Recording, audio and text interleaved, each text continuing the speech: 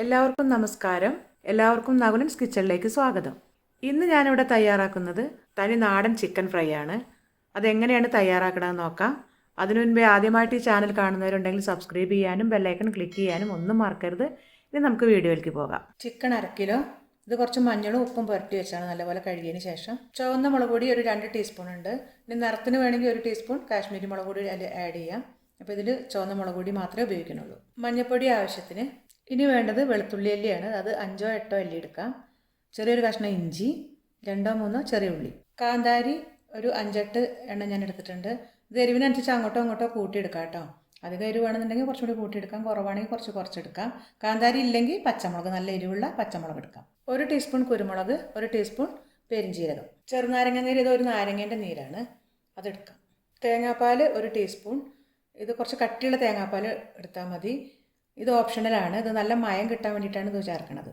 വെളിച്ചെണ്ണ ആവശ്യത്തിന് ഉപ്പ്, ആവശ്യത്തിന് കറിവേപ്പില. ഇനി ചിക്കൻ നമുക്കൊന്ന് മാരിനേറ്റ് ചെയ്യാം. അതിന് എല്ലാ ഇൻഗ്രീഡിയൻസും ഒന്ന് അരച്ചെടുക്കാം. ഇതിൽ വെള്ളം ഒട്ടും പാടില്ല. അഥവാ എന്തെങ്കിലും കാരണവശാൽ കുറച്ച് വെള്ളം ഉണ്ടെങ്കിൽ നമുക്ക് പൊടികൾ ലാസ്റ്റ് ചേർത്താൽ മതി. എല്ലാം കൂടി അരച്ചിട്ട് പൊടി മാത്രം അവസാനം ചേർത്താൽ കുറച്ച് വെള്ളം ഉലർന്ന് കിട്ടും. അങ്ങനെ എല്ലാം കൂടി ഒന്നിച്ച് അരച്ചെടുക്കാം. പിന്നെ നാരങ്ങാനീരും തേങ്ങാപ്പാലും ഏറ്റവും ലാസ്റ്റ് ചേർത്താൽ മതി. ചിക്കൻ ഫ്രൈക്കുള്ള അരപ്പ് റെഡിയാക്കി ഇതിലിട്ടിട്ടുണ്ട്.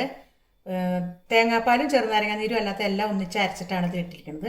ഇനി ഇതിൽ ആദ്യം തന്നെ കുറച്ച് ഉപ്പിട്ടിട്ടുണ്ട്. ഇനി ലേശം കൂടി ഉപ്പിടാം ഈ അരവിലേക്കുള്ള. നല്ലപോലെ ഒന്ന് മാരിനേറ്റ് ചെയ്യാം.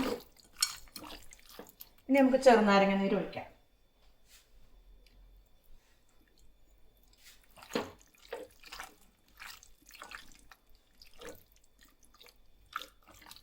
ചിക്കൻ വറുക്കാനായിട്ട് ചൂട് കട്ടിയുള്ളൊരു ചീനച്ചട്ടി എടുത്ത് ചൂടാക്കിയിട്ടുണ്ട്. അതിലേക്ക് എണ്ണയോ സൺഫ്ലവർ ഓയിലോ അല്ലെങ്കിൽ വെളിച്ചെണ്ണയോ ഒഴിക്കാം. ചിക്കൻ മാരിനേറ്റ് ചെയ്ത് വെച്ചിട്ട് 45 മിനിറ്റ് ആയിട്ടുണ്ട്. ഇത് നമുക്ക് എണ്ണയിലേക്ക് ഇടാം.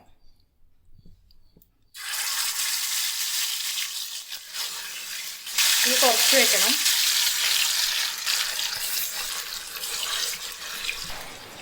കുറച്ച് കറിവേപ്പില ഇട്ട് കൊടുക്കാം. ഇത് നമുക്കൊന്ന് തിരിച്ചിട്ട് കൊടുക്കാം.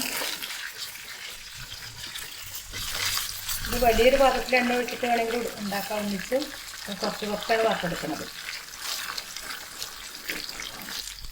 ഇതിന് ഇടയ്ക്കിടയ്ക്ക് ഇങ്ങനെ തിരിച്ച് മറിച്ച് ഇട്ട് കൊടുക്കണം. വറുത്ത് കോരിയെടുക്കാം. ചിക്കൻ ഫ്രൈ റെഡിയായിട്ട് ഇത് നമുക്കിനി കോരിയെടുക്കാം.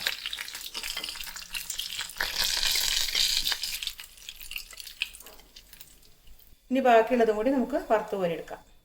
അപ്പോൾ നമ്മളുടെ ചിക്കൻ ഫ്രൈ റെഡി ആയിട്ടുണ്ട്. ഇത് വളരെ ഈസി ആയിട്ടുള്ള റെസിപ്പിയാണ്. നിങ്ങളെല്ലാവരും ട്രൈ ചെയ്യണം. ഈ വീഡിയോ നിങ്ങൾക്ക് എല്ലാവർക്കും ഇഷ്ടമായെങ്കിൽ ലൈക്ക് ചെയ്യാനും ഷെയർ ചെയ്യാനും കമൻറ്റ് ചെയ്യാനും ഒന്നും മറക്കരുത്. അടുത്ത നല്ലൊരു റെസിപ്പിയായിട്ട് വരുന്നവരേക്കും ബൈ.